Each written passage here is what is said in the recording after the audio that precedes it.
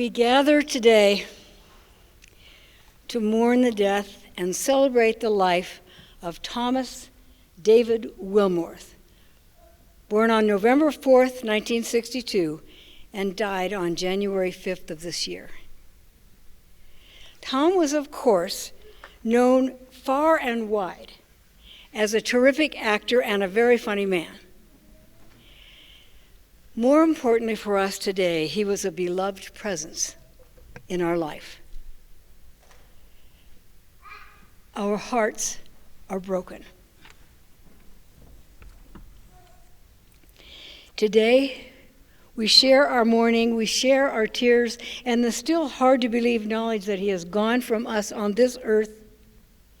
And today, we share the gratitude for the blessing of having Tom in our lives and our hearts, bringing so much joy and humanity to this oft beleaguered world of ours. Yes, he was skilled and acclaimed in his calling. An even bigger yes lifts up how much larger he was in the rest of his life. In Joe Golden's words in the obituary, a loving husband, adoring father, devoted son, brother and uncle, true friend and maker of merriment, Tom not only touched lives, but he made them better. Searching for a way to do justice to the amazingness of Tom, I turned to the love of his life, Christina. Some of you remember that wedding? Talk about joy. I said, if you were to make a list of adjectives that come to your mind when you think of Tom, what would they be? Apparently, she was just able to just go for it. Ready?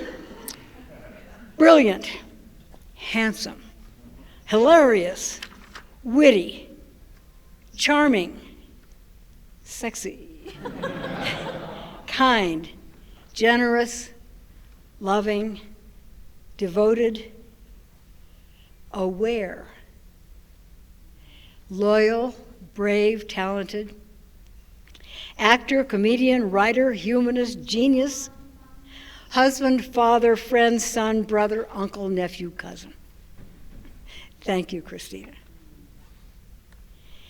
In addition to Christina's wisdom, maybe another way of presenting Tom to our grieving hearts is to think of him as the consummate fool. One writer says, Shakespeare's fools are often the wisest characters in his plays, paradoxically offering some of the most profound insights into human nature, truth, and society through their humor and turn of phrase. Yes, Tom played those clowns with wit, liveliness, and understanding. He also lived his life with wit, liveliness, understanding, and grace toward the rest of us. There are the delightful years that the Fool Squad exercised their Joe and Tom foolery. They made us laugh.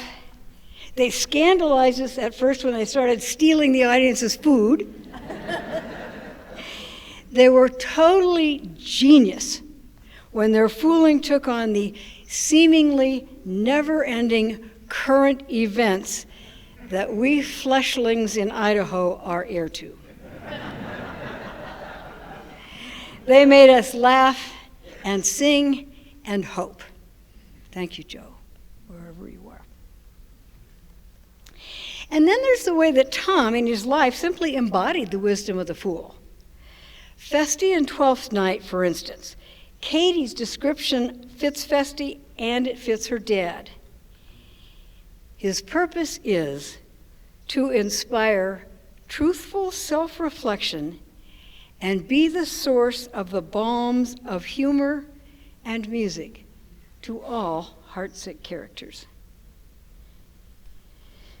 Tom, like all fools, embodied fool's wisdom, love, integrity, laughter, humility, brilliance, warmth. And so how, we ask ourselves, do we live creatively, constructively through such a loss as this? Poet and priest John O'Donohue offers a poem held dear by Katie and Will on the death of the beloved, a blessing. Though we need to weep your loss, you dwell in that safe place in our hearts where no storm or night or pain can reach you. Your love was like the dawn, brightening our lives, awakening beneath the dark a further adventure of color. The sound of your voice found for us a new music that brightened everything. Though your days here were brief, your spirit was alive, awake, complete. We look toward each other no longer from the old distance of our names.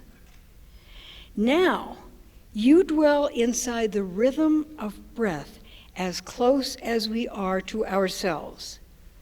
Though we cannot see you with outward eyes, we know that our soul's gaze is upon your face, smiling at us from within everything to which we bring our best refinement. Let us not look for you only in memory, where we would grow lonely without you. You would want us to find you in presence, where beauty brightens, where generosity glows, and music echoes eternal tones.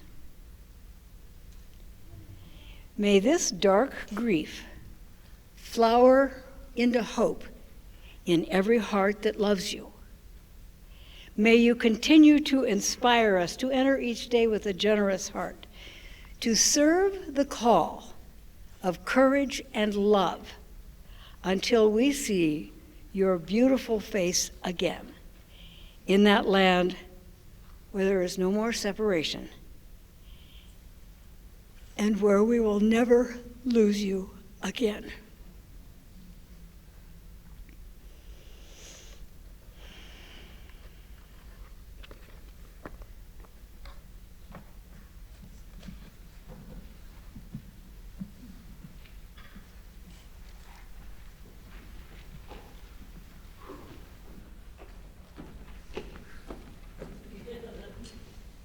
Thanks. Now I have to not cry.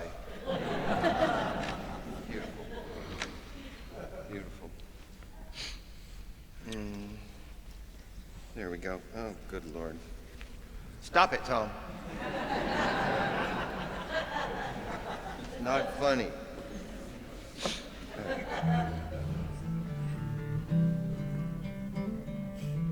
I'm Curtis. I love Tom. I loved being in his presence. I loved performing with him.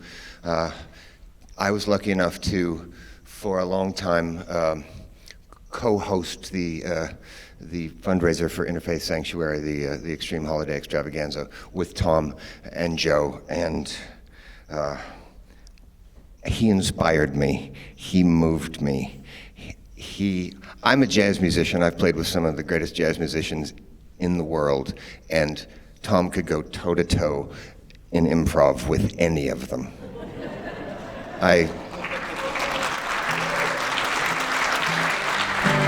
You never knew. You never knew what he was going to say on stage. I thrilled at that. My wife Jody was in terror of that. But no one got hurt, did they, dear? No. Tom was, we all know, was one of the funniest human beings on the planet and an incredible improviser.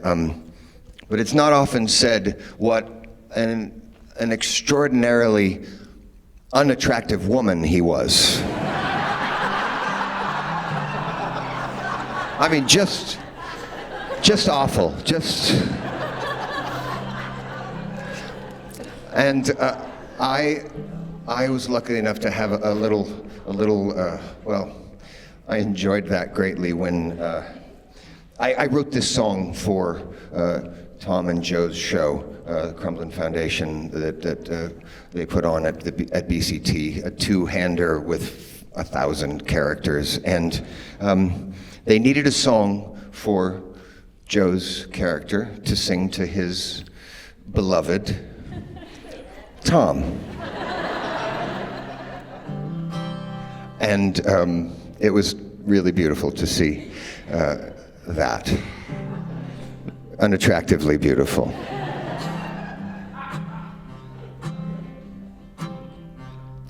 You put the shine in the moon. You give that little star its twinkle. I'd give up all my dreams and all that I could be if you'd only give your heart to me, dear. You give the red rose its fragrance. You give the whippoorwill her song. I'd give up my big plans, they'd be but history if you'd only give your heart to me. There is no gift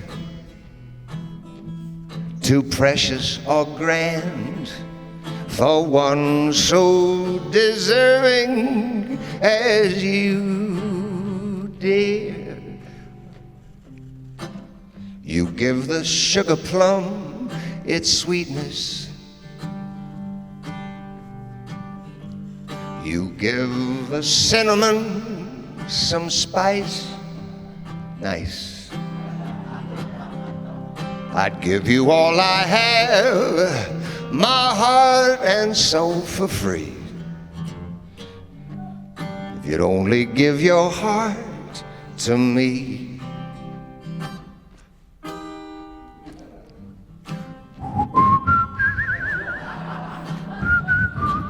Come on, everybody.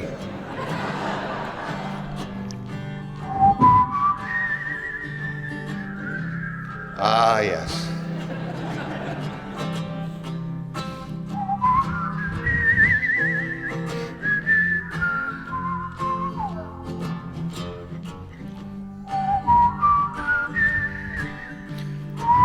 How about that, huh? There is no gift too precious or grand for one so deserving as you, dear. You put the shine in the moon.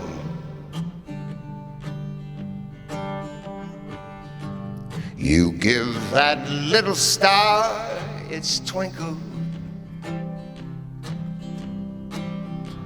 We'd give up all our dreams and all that we could be if you'd only give your heart to me.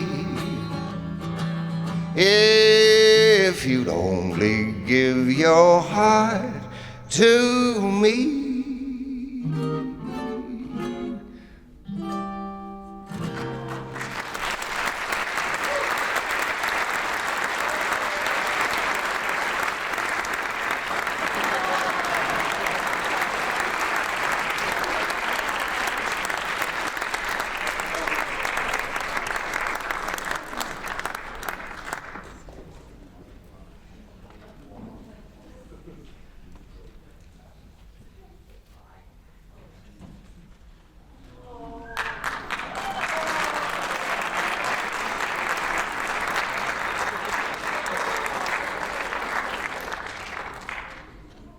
Okay, all right. What is the very first word that comes to mind when you hear that name, Tom Willmorth? Yeah, did I hear funny? Yeah, if laughter truly is the best medicine, then our dear, dear friend Tom was the Surgeon General.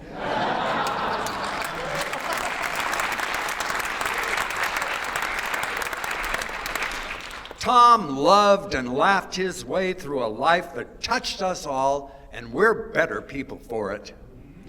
I met Tom in 1978, third season of Idaho Shakespeare Festival, The Merry Wives of Windsor. 16-year-old Tom was cast as Master Slender, and 26-year-old Stitch as his servant, Simple.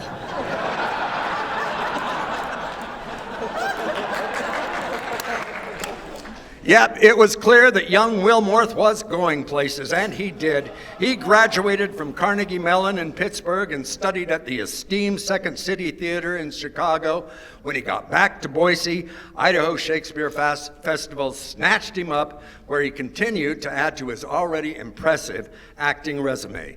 Amadeus, Puck, Scapan, multiple characters in the Greater Tuna plays, pretty much all of Shakespeare's clowns, and dozens of other characters, 22 seasons of hysterical green shows with Joe.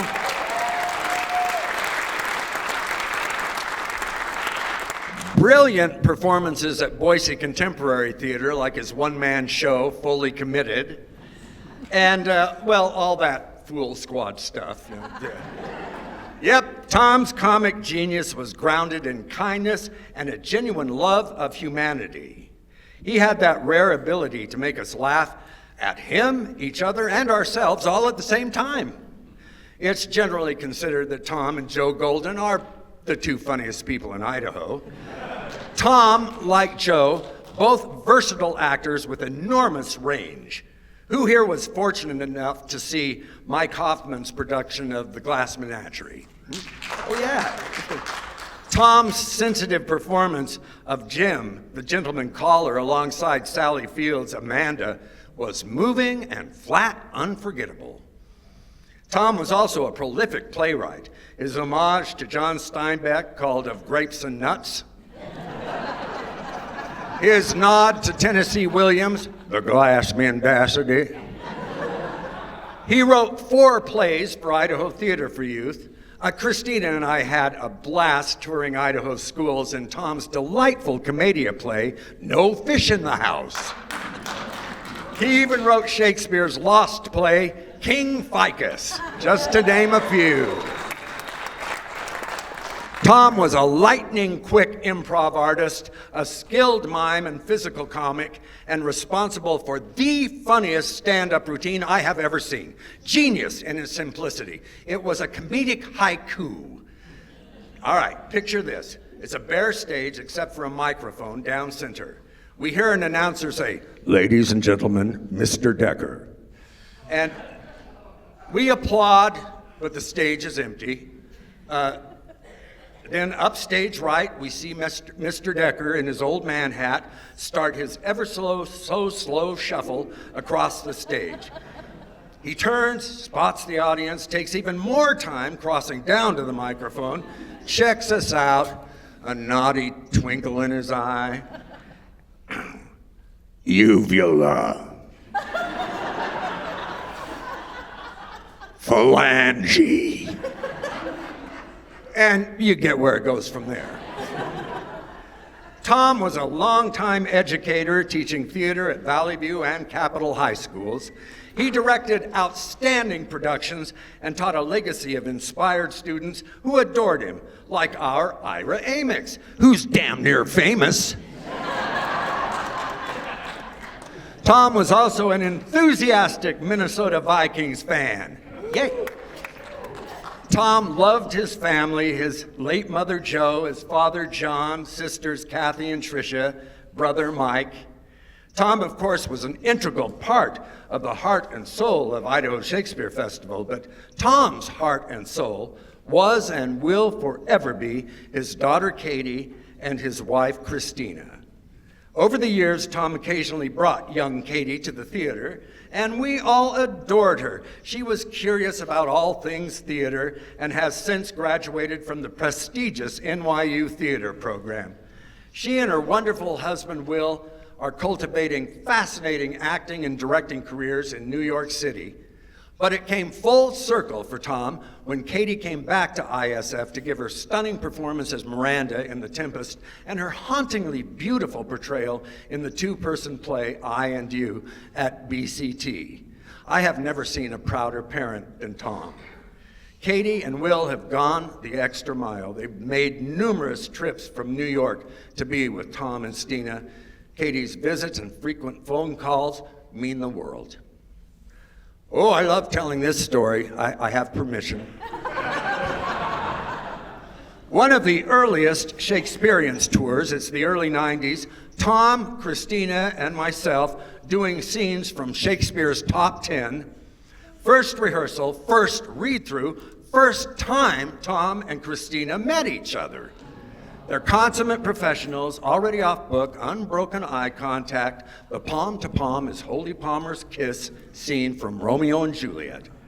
Thus, from my lips by yours, my sin is purged. And they leaned into each other with the softest, most gentle kiss ever. And that was that. One of the all-time most successful marriages I've ever witnessed. Can I get an amen?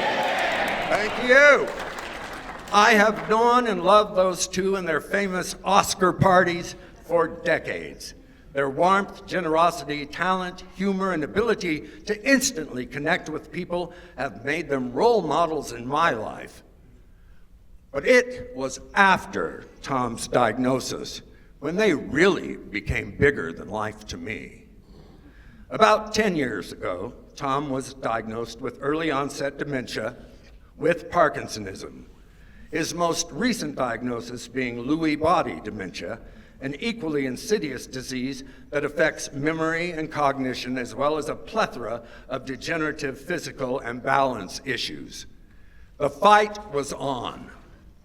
Christina's weapons, whoa, she exhaustively pursued every resource and program available, medical and otherwise, advocating for Tom at every stage of the journey, installing ramps, a stair lift, safety bars, a walk-in shower. She exercised steadfast patience and unconditional love through heartbreakingly frustrating and painful times. Up until about a year ago, Stina's fierce determination kept Tom living happily in their lovely home with beloved cats, Lacey and Maisie, longer than anticipated. And this last year was tough. An extended stay in St. Luke's Hospital, then a couple of months in Edgewood Spring Creek Memory Care, back to the hospital, then Skyline Transitional Care Center, where Tom received exceptional treatment. Thank you, Connie. Thank you, Taylor. And others. He was an absolute favorite with the staff and residents alike. They loved him. They were all in with Tom as he continued this decade-long fight. I need a drink. Excuse me, pardon me, just. That's good. And this, Tom's weapons, oh boy, Tom's weapons against this cruel enemy. Wow. Courage, patience, kindness, humor, positivity, engagement, empathy, compassion, more humor, grace, dignity, a whole lot of love, and a marked lack of self-pity. In those years following his diagnosis, Tom worked diligently to stay ahead of this thing. He kept his mind active. He was all over that extensive physical therapy with Katie Callahan and others. He ripped into those strength classes, making friends all along the way. Everything we did, everywhere we'd go, Tom endeared himself to people with the clear intention of making us all smile. Even as his lucidity diminished, he sought ways to engage and communicate. Tom utilized those basic principles of stage and improv. Yes, and the better you make the other guy look, the better you look. Even in those times when he made little to no sense, Tom would create these colorful word imagery with exceptional vocabulary and unmistakable comic timing, punctuated with his expert mime skills, ready to riff with anybody, and everybody loved to riff with him. As that relentless disease continued to try to beat Tom down, Tom over and over again stood up to that bully, sometimes literally. It became increasingly difficult for Tom to walk or even stand. He was pretty much wheelchair bound. But one day at Skyline, to everyone's disbelief, Tom had abandoned his wheelchair and snuck out of the facility. He had walked about a mile until awesome staff member Gemini tracked him down. Gemini said later that Tom was really chipper. And when he told Tom, we need to go back, Tom replied, why, do I have a date?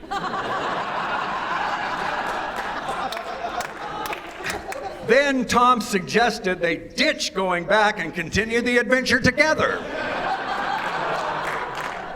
And when they did return, Tom was in great form, and we were all very relieved, weren't we, Christina? Oh, man. And still scratching our heads, like, how do you do that?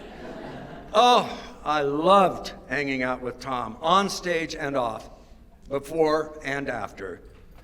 We enjoyed our many escapades, even the scary ones, like that time I lost him in the mall. Oh, I meant to tell you about that, Stina. Sorry. Oh, shoot. Tom and I shared more laughs than I could ever count. Oh, you know those newer model cars with the unique, vivid designer kind of catch-your-eye paint jobs? I could point to one. Hey, Tom, what color is that car? And even if he was really out of it that day, Tom, without hesitation, nailed it every time. Shiny new penny, neon lemon orange, Chihuahua dew, ruby slippers, military standby, fry sauce, blueberry sizzle, leprechaun discharge.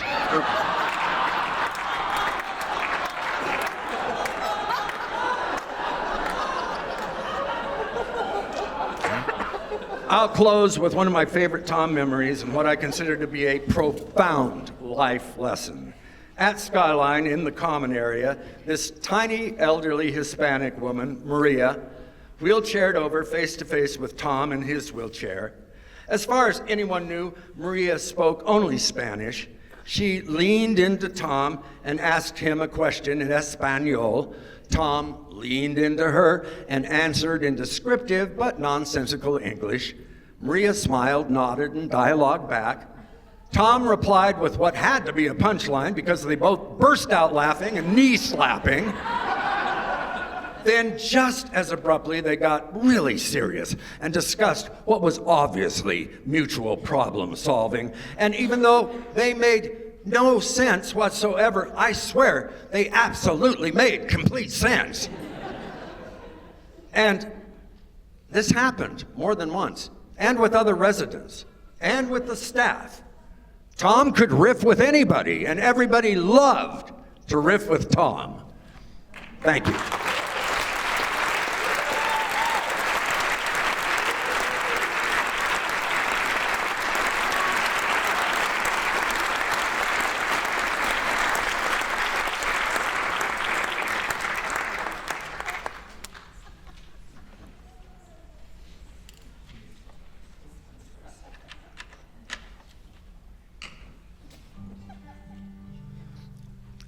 I knew that I'd be following Stitch, so I did my funny stuff earlier. No use competing with that.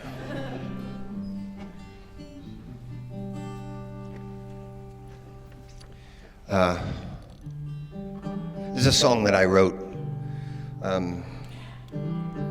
Apparently Tom really liked this song, which thrills me.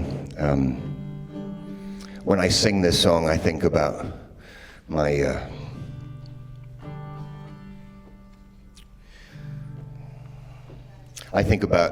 my little girl, Ruby.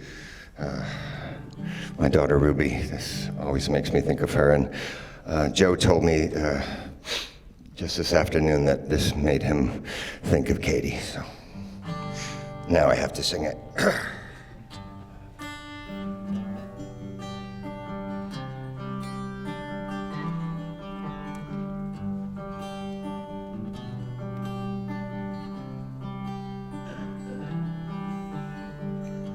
I watch you drive away, the same as every day, from the window of your room.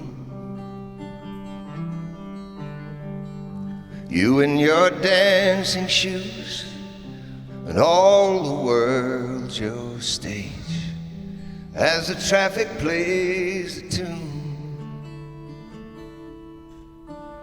Don't go far, don't go far.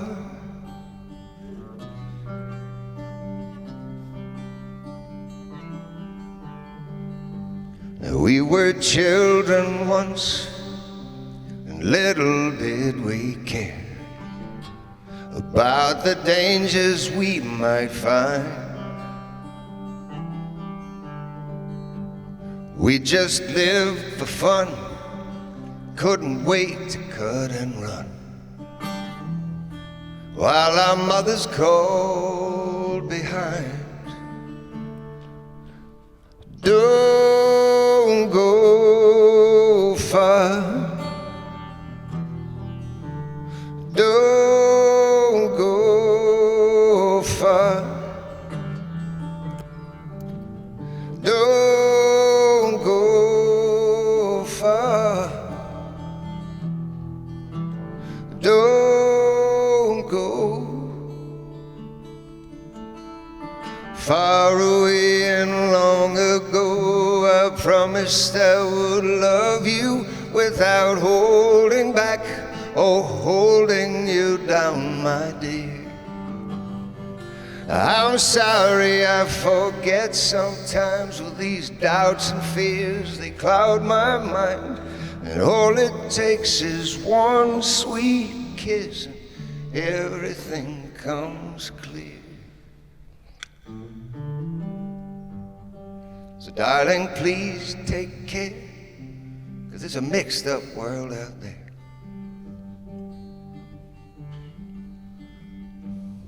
So many ways to bring you down.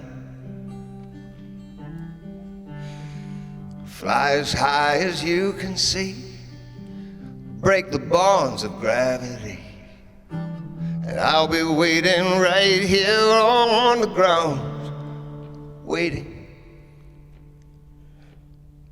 and calling. Don't go far, don't go far, don't go far,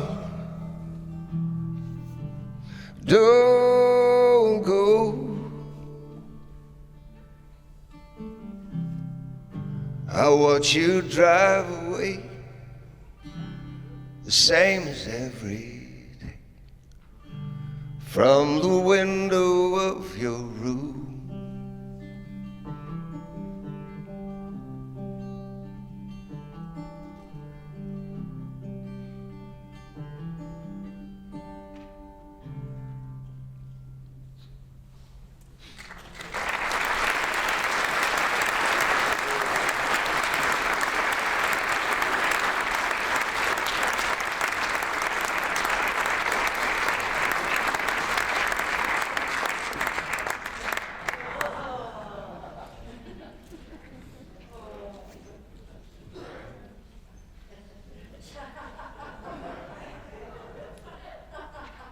Hello, Boise.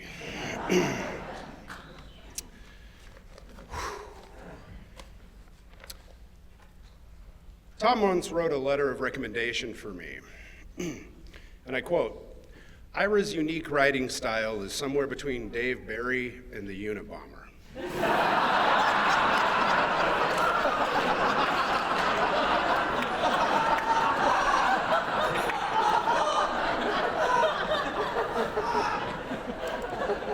I have done my best to create today a PG-PC presentation to celebrate Tom. And to celebrate Tom, to me, means to honor Tom. And to me, it means to honor it all. I am lucky to have many mentors in this town, many of them in this room. Michael Baltzell, my Uncle Dwayne is here. Ann Price, Richard Clouch, Gordon Reinhardt, Phil Atlickson, even Charlie Fee, in a stern stepfather kind of way.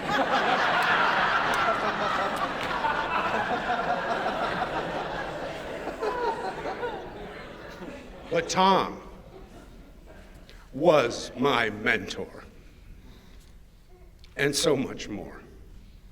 He was my inspiration, my teacher, in many ways my father, my brother, my co-creator, my friend, and always my biggest fan. I have 12 minutes. I'm going to start at the end. I was lucky enough to be with Tom in his final hours.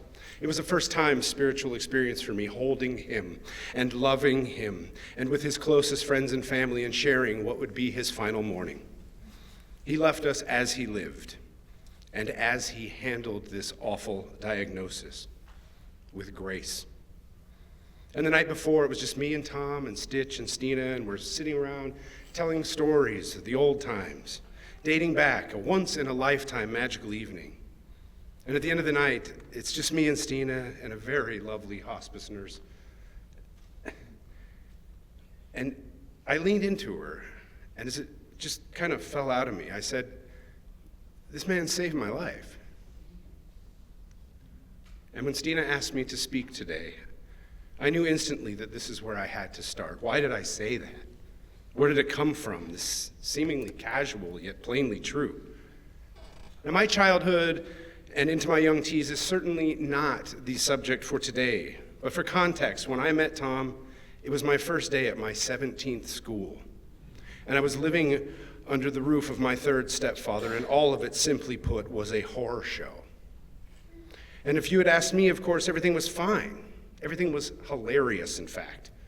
It was in an auditorium when I was 15 years old at Valley View High School in 1992, where a new teacher, his first day on the job, entered my life, Tom Willmorth, Mr. Willmorth.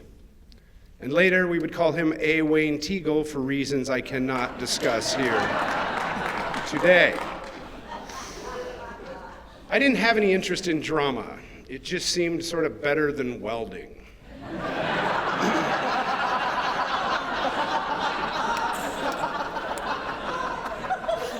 12 minutes, folks.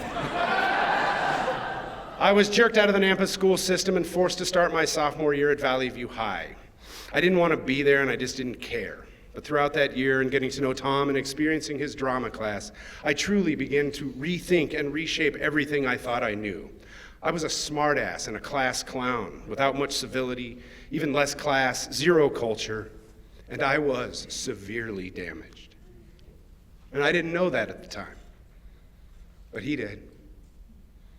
And he saw something else in my rebellious and cantankerous disdain, a point of view, and a funny and unique and special take and talent. And probably neither of us knew it at the time, but it turns out that he would be available for all of it for the rest of his life. And by the end of the first year, I was hooked. I had done my first play. I'd been to a drama tournament. The first time in my life, I had a true and personal passion. I was excited about the next year and truly threw myself into it. And my interest in theater began to dominate my world. In the next few years, we bonded in our teacher and student ways. I became more involved and engaged, and through his mentorship, started my journey, beginning with, but certainly not ending, at the Idaho Shakespeare Festival. But as we bonded in the classroom, something else began to happen.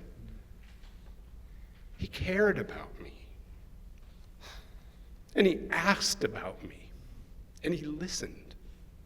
And he held me accountable. I have never been able to sing. And when Tom directed Camelot, I tried to lip sync my way through the audition. And I was not cast. And I stole the journal of the person who was cast, and I wrote some stupid, sophomoric, and bigoted shit for him to read. And 2 days later, Tom insisted I meet him in the hallway, and he dressed me down in a firm, nearly angry, and definitely disappointed manner. And it left me stunned, cowering in shame. And for some reason, in that moment, I respected him for it. Undoubtedly, my time as Tom's student taught me something about the theater, though there was a lot of pretending to walk through syrup while listening to David Byrne. But the real lessons in life came from watching his work in the professional arena. I was first featured on stage at the Idaho Shakespeare Festival as an obelisk mover in Much Ado About Nothing. Now, apparently, this was a pretty important role because I had to go to basically every rehearsal. Lots of obelisking.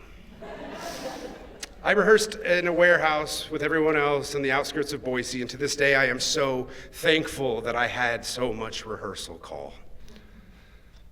The work that Tom and Joe did that summer on Dogberry and Vergis was its own master class in how this is done. A series of trying and failing and processes and winning and losing and more processes and trying again. And to watch him build and create Dogberry in that warehouse, open Dogberry with such great acclaim, and keep working Dogberry until the final curtain call remains to this day my inspiration at the top of any project. Being on the sidelines to watch his Mozart, his complete works, his Puck, his Vladimir, the list goes on. Tom himself was the lesson. And I remember my senior year in high school, sometime around Christmas, Dale and I had some green show guy hand-me-down gig to entertain in the break room at a Simplot Tater facility. Undoubtedly, this involved me juggling some Cornish game hens and Dale doing his wicked Jim Jones or FDR. Anyway, I went to Tom's apartment and he helped me get the structure down and crack off some jokes, and then he gave me a Christmas present. It was a big box of chocolates. To Ira from Tom. And we finished up and I walked out to my car and I set it down in the back seat and the tag fell off, revealing another tag. To Tom from Grandpa.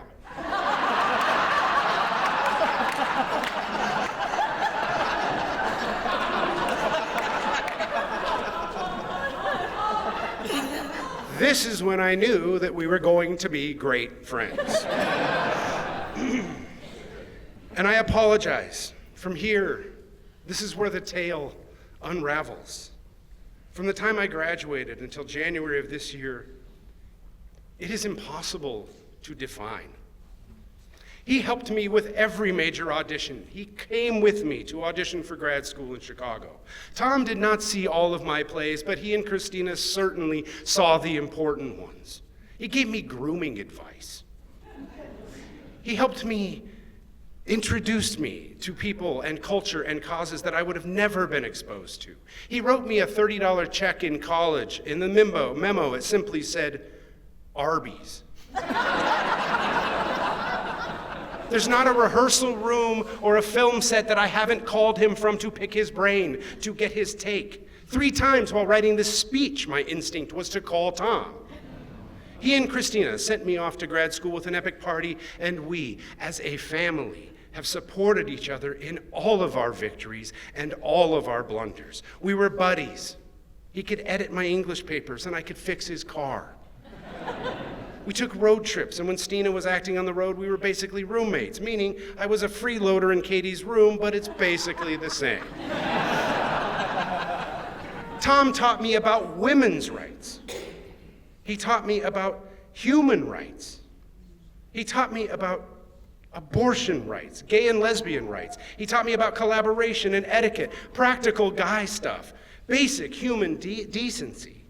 He helped me divert my rage for the world into a career. And well into my 30s, I checked myself into a program for complex PTSD, onset by severe childhood trauma. And every week on the phone, it was Tom and Christina sending me the unconditional love and support. I had the honor to direct his lyric masterpiece, King Ficus. And I have to mention the show that would have us all canceled today. There's Chinese tunnels under Boise and other local legends.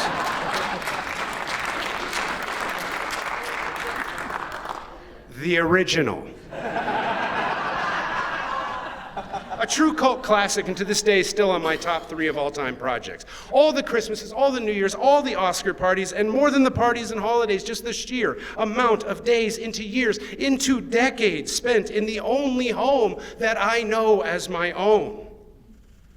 And the list goes on, and you can see how it is just impossible to summarize the entirety and the epic nature of our connection in this venue here today.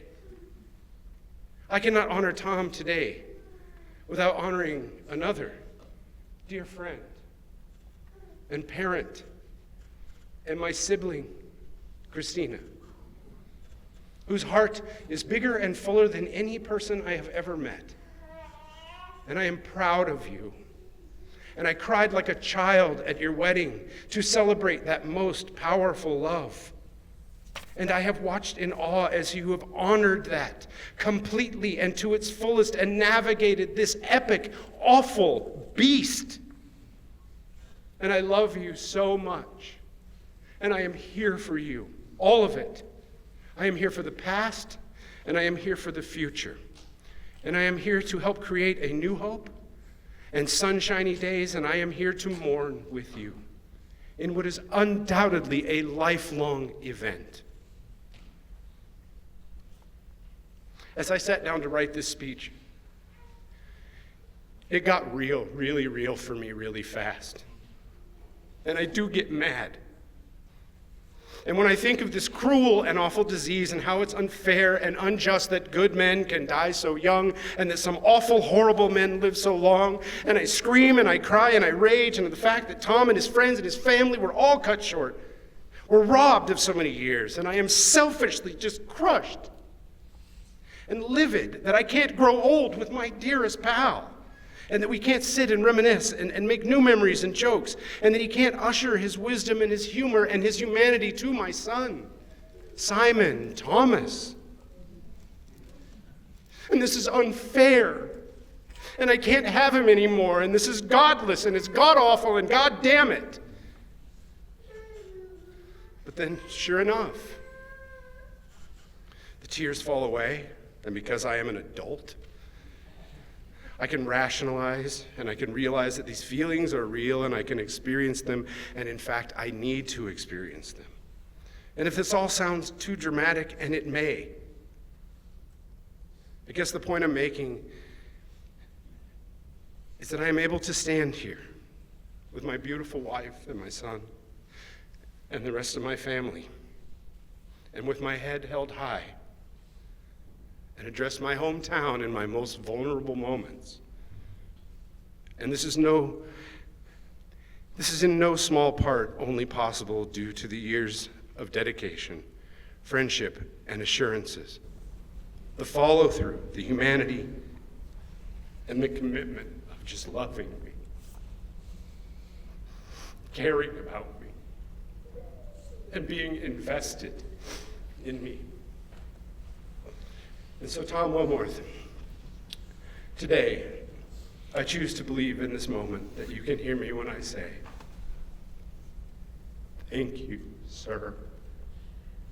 Tom, Tommy Tom, the calves of comedy. Thank you for your devotion to me.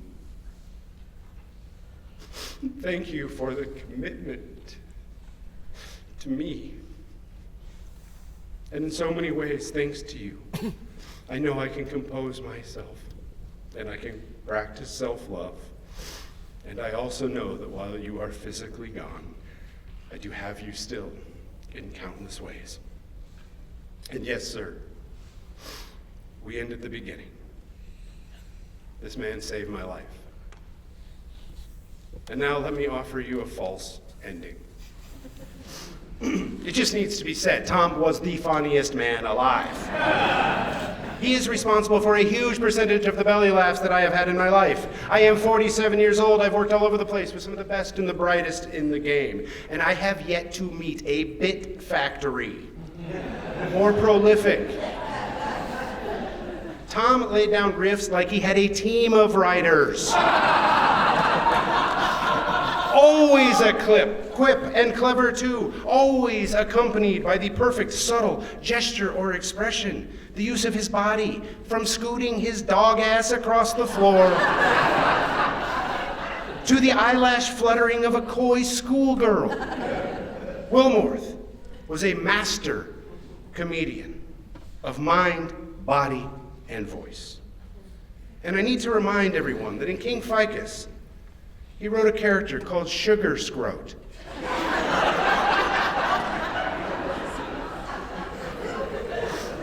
I have howled over Tom's onstage performances and general shenanigans in life, only to be outshined by his own special kind of self-created characters.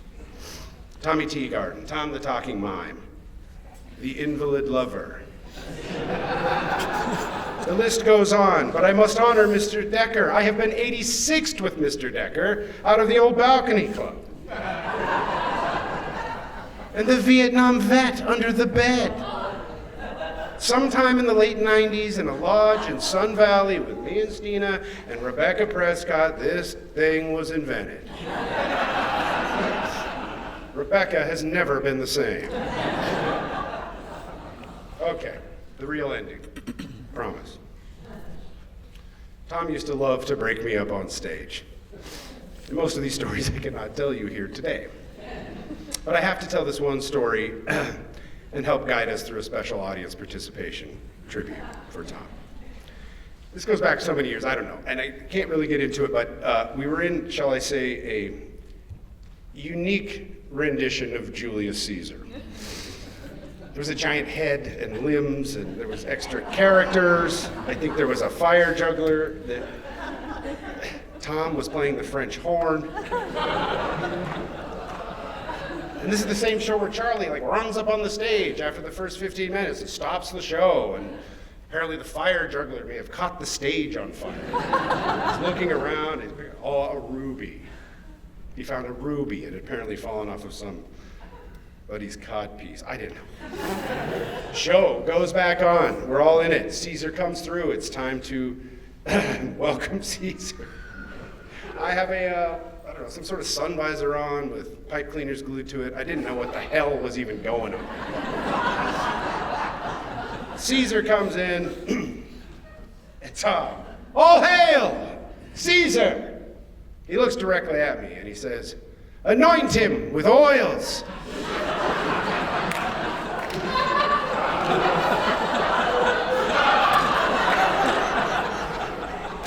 I'm like 17 years old. I don't know what the hell's happening. I'm laughing so hard. We would later discuss that, and I promised him today that I would take some time to help me out. So Nikki G and Stitchy, if you can help me out. I would like to split this audience in half, and hopefully I still have the pipes to get out here and be heard. I'd like to split this audience right here. This half of the audience is going to say, Stitchy, will you help me out? All hail. All hail. This half of the audience is going to say, Tom Willmorth. Tom Willmorth. Okay, and then all of us together are going to say, anoint him with oils. We're going to do it once, and then I'm going to give notes. And we're going to do it 3 times, each time bigger and better than the last time. And we're going to fill this theater for Tom Willmorth, and then we're going to give a rousing applause for all the work, all the laughs, all the humanity of our band. Stitchy, if you don't mind, doing the honors. So. All hail Tom Willmorth!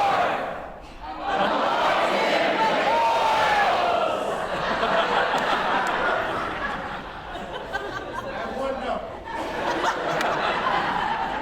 Charlie, if you could just be a little louder.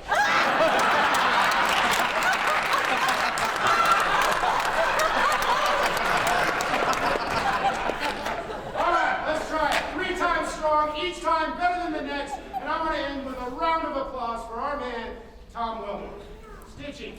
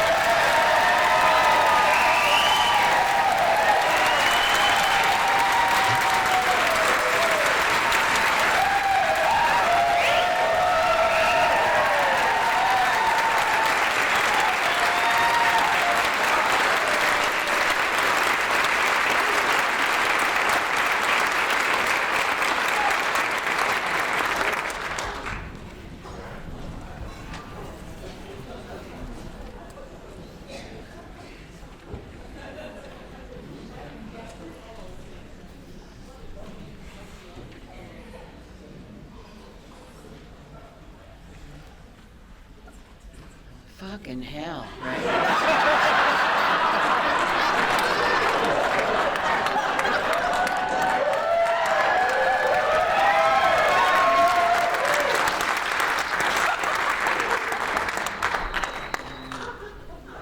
Hi, I'm Kathleen. This is something that Christina asked me to read for her.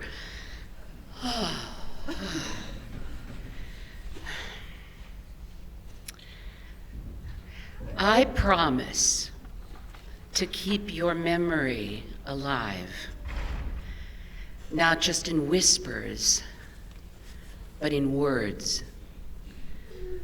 I will speak your name with love, as if you were still here to hear it. I will tell your story, painting every page with the light you left behind. Your laughter, your kindness, your love. They will live on in every breath I take. And most of all, I will love you, not just in the past, but in the now, in the spaces between the silence, in the echoes of my heart. For love does not fade, and neither will you. You are forever with me, and I promise I will never let you go.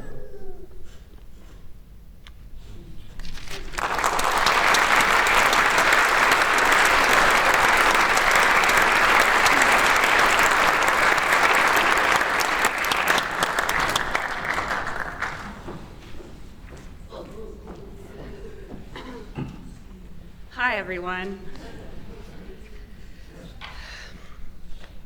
I'm Katie.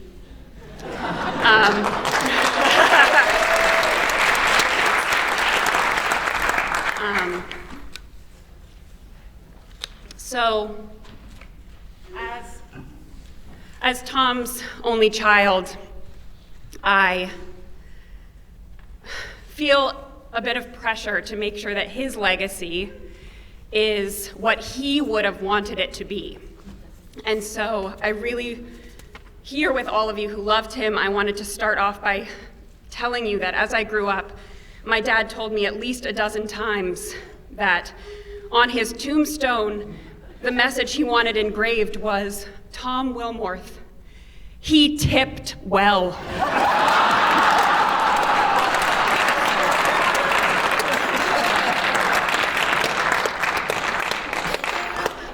The first memorial service I ever attended, I was actually with my dad, and I remember that on the way home from that event, we talked a little bit about what it meant to celebrate someone after they died. And I remember that he said that when it was him, he wanted people to laugh, he wanted people to tell good stories, and he wanted for there to be some good music. So I know he's already thrilled. Thank you, Curtis. So per his request, a few good stories. I have this very vivid memory from being maybe 4 years old. I asked my dad, "Dad, when you change the roll of toilet paper, how do you know which direction to put it on? Which is the correct way?" And, some parents may have said, "I like for the paper to go up and over," or, "Oh, there's really no right way." And instead, what my dad said was, "Katie, that is such a good question. There was a time back in medieval England when everyone wondered the same thing.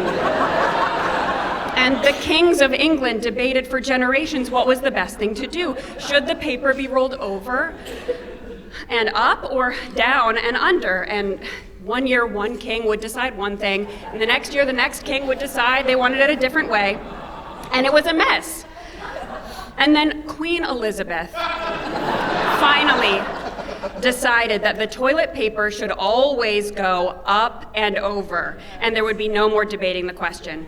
So she sent her knights out into the kingdom to knock on each door and enforce her law and ensure that each family was changing the toilet paper the right way. And in this house, we follow Queen Elizabeth's ruling to this day. Always up and over.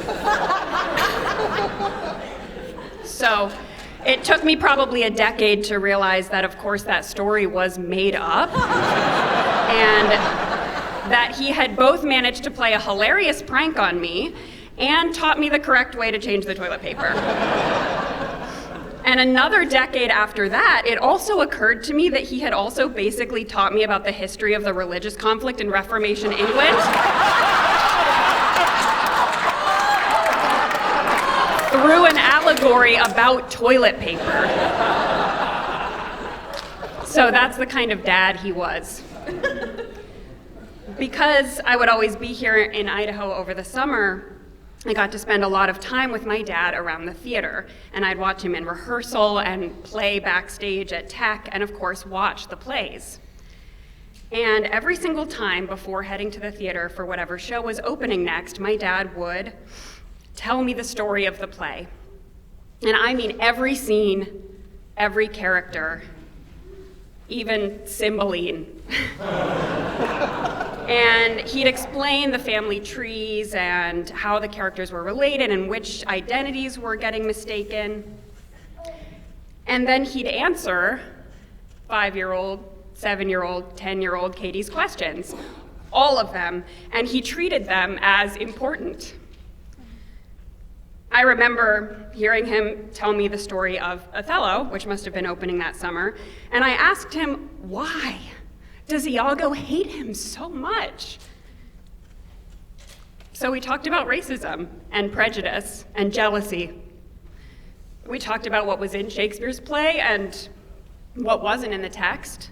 And we talked about how the director might have one answer to that question, and each of the actors might have a slightly different answer, but everyone was going to work together to tell the story anyway. When I think about why I am still working in the theater, there's no doubt in my mind that it comes back to those conversations. And of course, it didn't hurt that I got to literally watch him do magic on stage. There was certainly a spark there, but also, instead of ever saying, bear with me, instead of ever saying, you're too young to understand, or the language will be too complicated for you, my dad encouraged me to be curious. He never told me that I should be afraid of the plays. He never told me that they weren't for me, and I believed him. And that is a magic trick too. Because I would spend most of the academic year growing up across the country, I got so many handwritten letters from my dad. And I thought I would share one with you just as a little slice of life. It was always on yellow legal paper. My dearest Katie, the week leading up to spring break is sliding by slowly, and the children are getting restless. But no more restless than their speech and drama master, Mr. Tom. When the week ends, I'll be taking the 9:15 p.m. Friday Spokane Express to be with Christina for 4 days. I'm looking forward to the getaway. Of course, I'll be taking my thesis materials and busting my butt to get that bad boy written. It's looming over me constantly, and I can't wait to complete it. Grandma and Grandpa are in Oregon right now, but will return on April 1st. No fooling. I would imagine they'll be here for Easter, and we can go over to Caldwell for ham and family, the ham and fam special. I haven't seen Sophia since Christmas. She must be getting huge. Knowing Mike, she'll be playing the accordion before she walks. My junior high students are watching a video I own of our town, staged just as it appears on stage. Because nothing blows up or gets shot at, they have very little patience for it. But you would love it. We should pop it in the VCR sometime and pop some corn. Have you read or seen it? This version has Paul Newman in it. Awesome, of course. Then we can watch The Sting, have a Newman fest. Well, darling, I send you my love and paternal regard. I know you're very busy with band and drama and school in general. Keep up the great work. I'm so proud of you. All my heart. And just a little footnote to that, later that same year I got cast in our town at my high school. And I did get the Paul Newman role. And my dad and Christina flew across the country to see a 15-year-old kid take that on. So, and this is the opening night card they gave me. He wrote, "Dearest Katie, a great daughter in a great role in a great play. It doesn't get much better. We're so thrilled to be here, break a leg, daughter, with pride and love always. Dad." He introduced me to so many things. Shakespeare, of course, but also the works of Stephen Sondheim, the music of Paul Simon, the films of Audrey Hepburn. He brought home a video camera from school over summer breaks so that I could make little films and record performances in our backyard just like he had done as a kid. He gave me a copy of the Diary of Anne Frank, and he took me to the opening of the Human Rights Memorial here in Boise. He taught me how to play poker. But most of all, he told me constantly that he loved me, that he was proud of me, that he thought I was cool and interesting, that he thought I was funny. The best compliment in the world coming from him. We would workshop jokes together to find the best possible version of the punchline.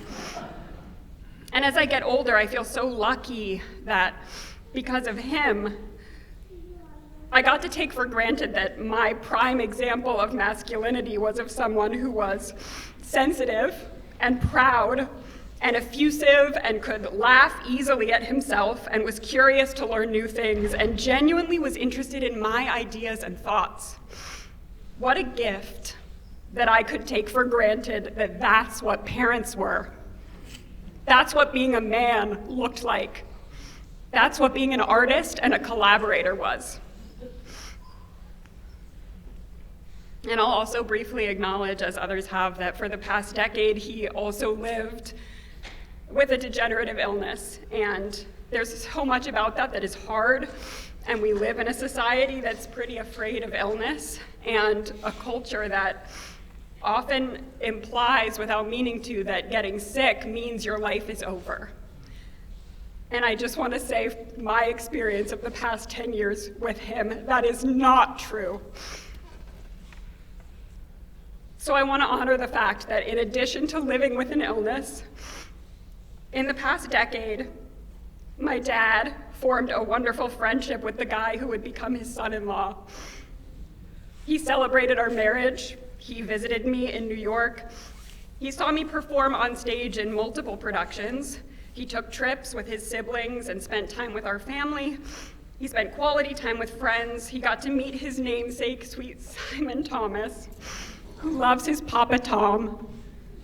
And he also endeared himself to every caretaker and nurse he ever met, making new Tom Willmorth fans and cracking up everyone everywhere he went. So while of course I feel the grief of the time that I wish we had had, I will also always feel grateful for all the memories of the time that we did have. So, lastly, I just want to speak to the people in this room and the people outside this room who can't be here but who loved and admired and are telling their own stories about him right now. All of these stories, all of these descriptions of him are one way to explain and honor who he was. But it has been occurring to me constantly that another way to see him is by looking for him in the people he surrounded himself with, who were in his orbit and who felt the gravitational pull of him. To see him, I can look at the devotion of his wife, my Stina, the loyalty of his friends, the exuberance of his collaborators, the admiration of our family, and the very motley crew of passionate, smart, funny, generous, wise, deeply weird, and wonderful people who loved Tom Willmorth. So please know that I can render no deeper compliment to you all than to say you are all a reflection of him and the life he lived, as am I, and that it is now our honor to carry him around in the world with us. And of course, to always, always, always tip our servers well in his name.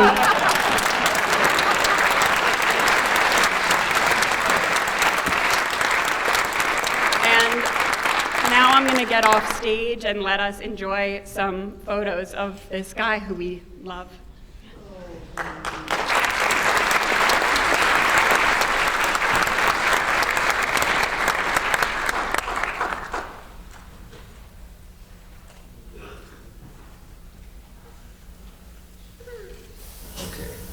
Let's do one for posterity.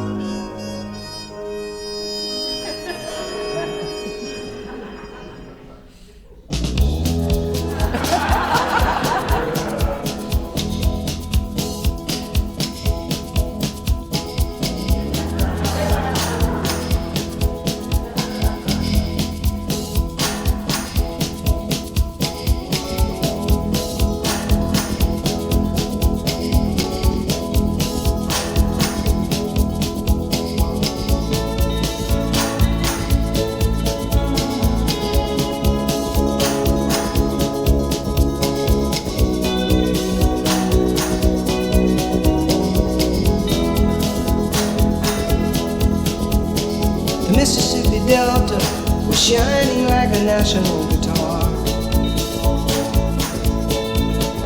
I am following the river down the highway through the cradle of the Civil War. I'm going to Graceland, Graceland, to Memphis, Tennessee. I'm going to Graceland. Poor boys and pilgrims with families, and we are going to Graceland.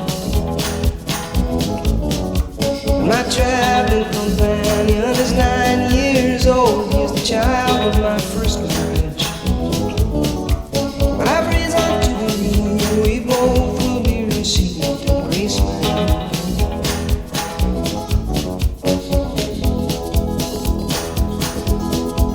She comes back to tell me she's gone. As if I didn't know that, as if I didn't know my own bed. As if I'd never noticed the way she brushed her hair from her forehead.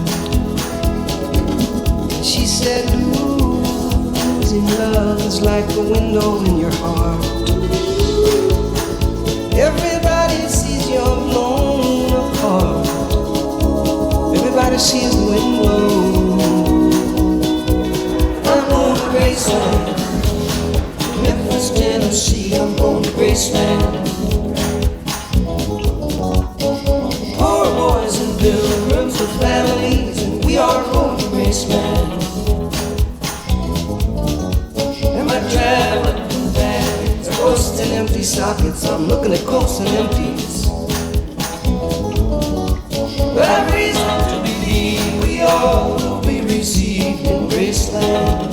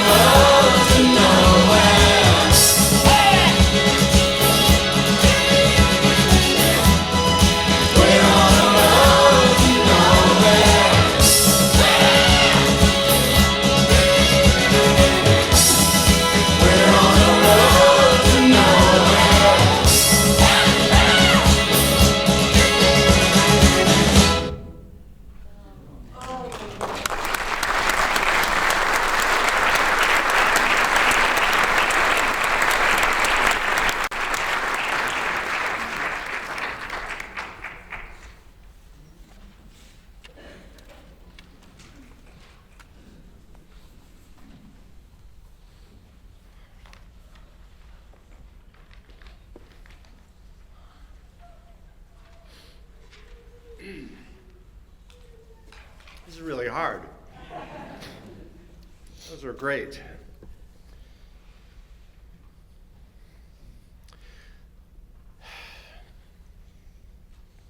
That picture is one of my favorites. of Tom and me. It just represented the two of us kind of clinging to each other through so many performances where we were like, is it okay? Is this okay?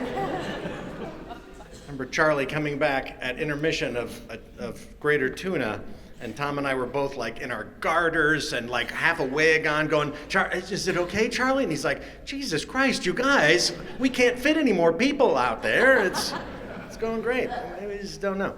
So what a wonderful and fitting celebration for Tom. You know, such great photos that capture some of what was so special about him. And such beautiful music by Curtis Stigers. By the way, Curtis has set up a merch table out in the lobby for afterwards. Which I thought was a little inappropriate, but you know, what do I know? I'm not a musician these days. So, you know, the last thing you ever want to do is to speak at your best friend's memorial. Of course, the alternative isn't great either.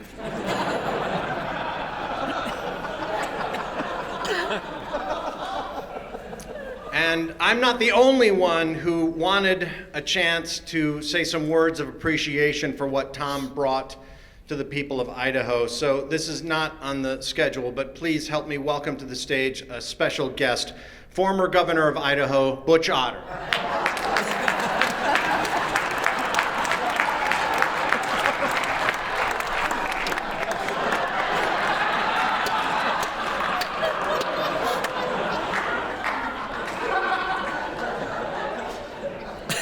Can you imagine if we had pulled that off?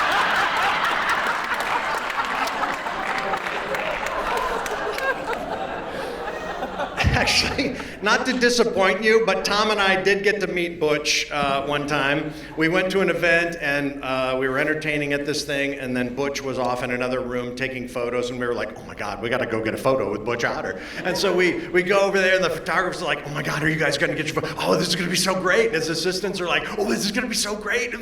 We go up there, we meet Butch Otter, we're talking to him, and he has no idea who we are. It was very disappointing.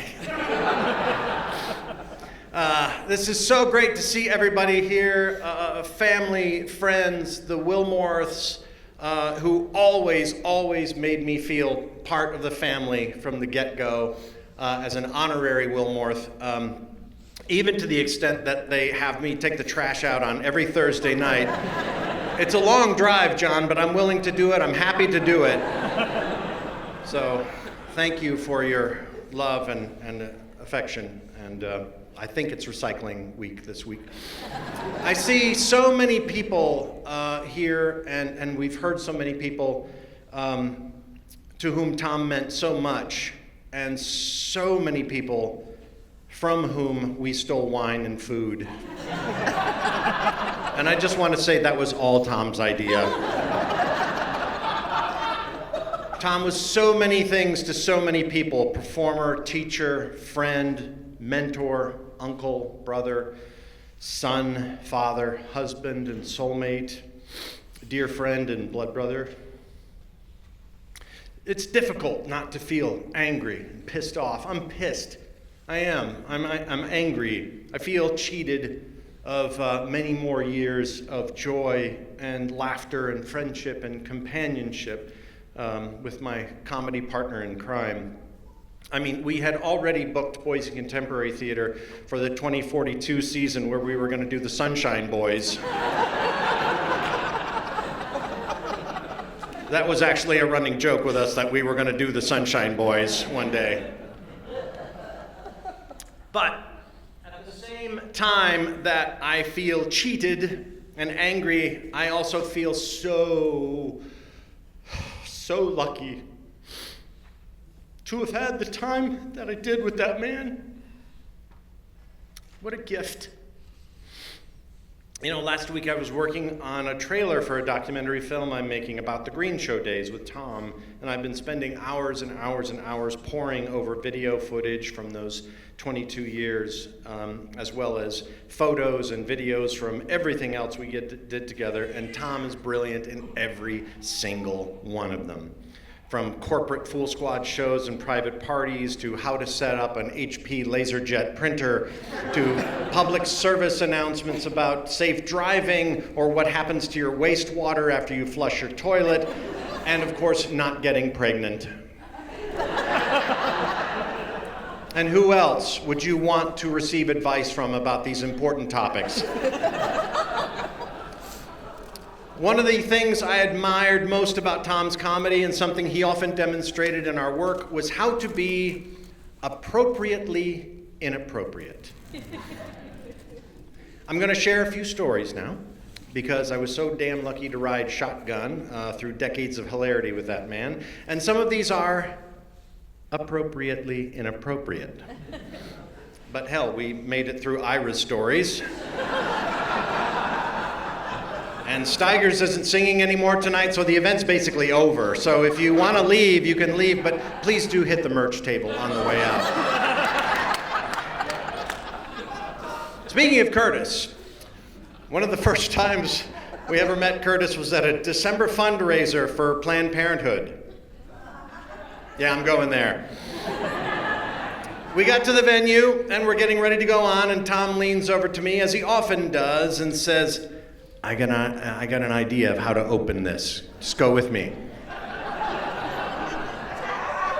And those words are always welcoming and terrifying. And we walk onto the stage, and Tom goes, well, you can tell we're entertaining for Planned Parenthood tonight because we were trying to hang up our coats, and you could not find a wire coat hanger to save your life in this place.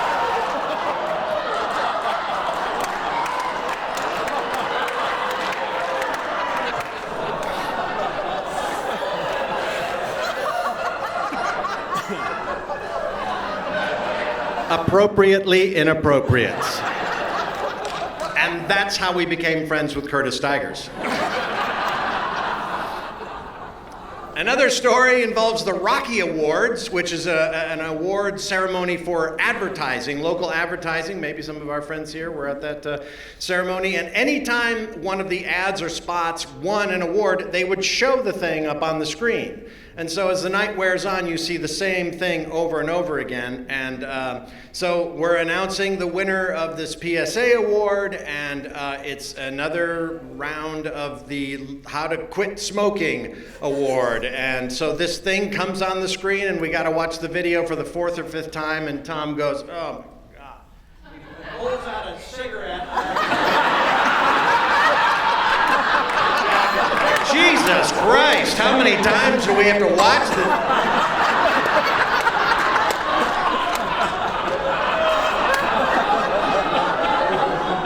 Everyone, appropriately inappropriate. Yes. Being friends with Tom also meant that you received great voicemails. In fact, you often didn't want to answer the phone so that you could enjoy the voicemail later on and play them back for years and years afterwards.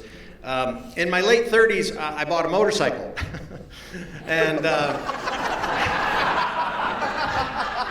that's not the funny part. And Tom and Stina got wind of that, and the next day I got a voicemail on my phone, which was Tom singing, "Get your motor running, bought a motorcycle, have a midlife crisis, and you're only 38.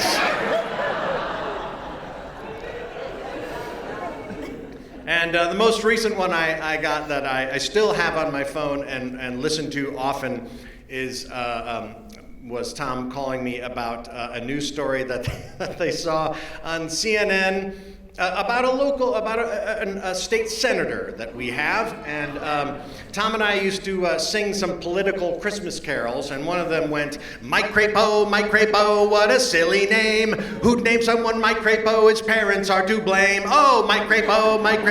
And this thing went on, and we were on KIDO radio one time doing Ask a Fool, and they recorded us singing that song and would play that as an intro when Mike Crapo called in from Washington, D.C., and he'd be like, who the hell are these? What is this song you are playing? And so Tom left me this voicemail, and he's like, it happened again. Some woman reporter was on CNN going, and the senator from Idaho, Crapo? What's Crapo? What's his Crapo? And had to take her glasses off to read it, and he was like, ha ha, never ends. Crapo.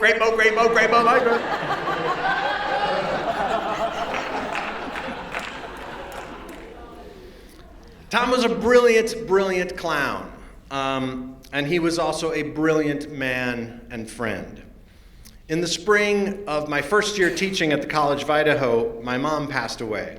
And I was directing a show at the time, and we were just about ready to start technical rehearsals, where you put all the aspects of the show together. And I had to fly back to St. Louis immediately to prepare arrangements for the funeral. And during my absence, Tom took over the show.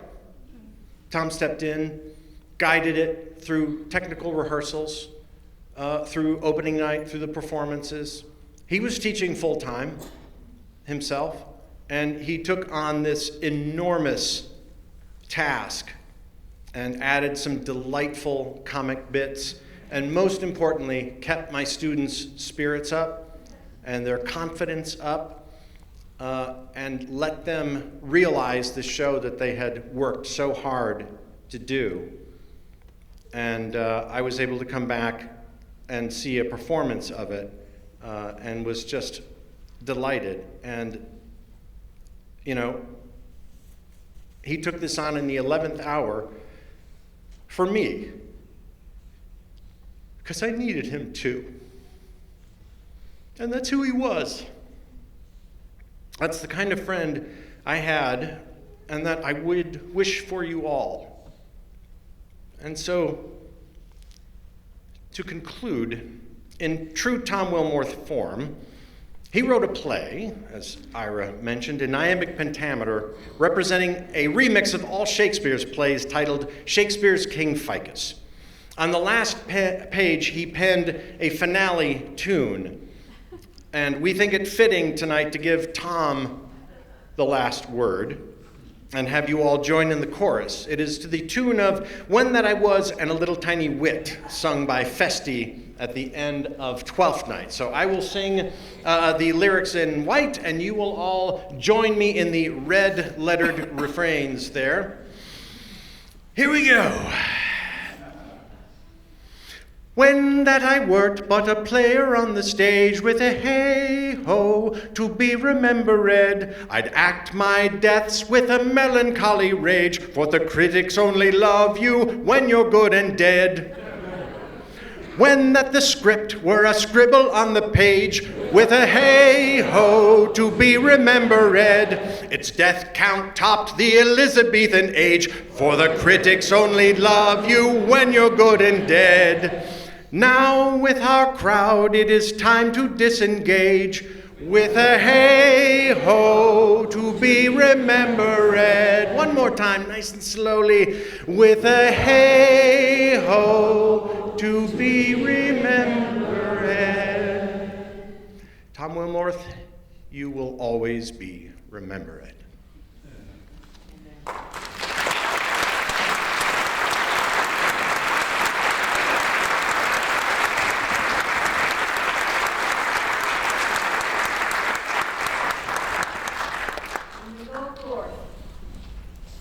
Joy and love and gratitude that we will always have Tom in our hearts. Thank you.